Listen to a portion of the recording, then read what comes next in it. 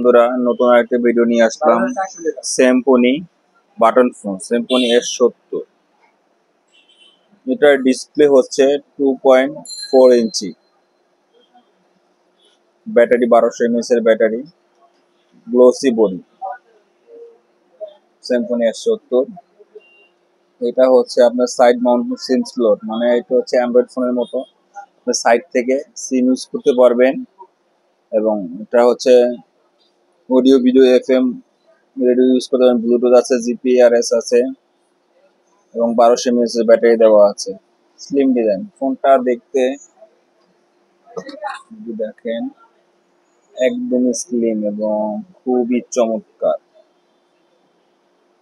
Button plus আর এই দুটার বাটনটা হচ্ছে কিন্তু ক্রিস্টাল বাটন, সহজে হচ্ছে আপনার কালার উঠবে না এটা।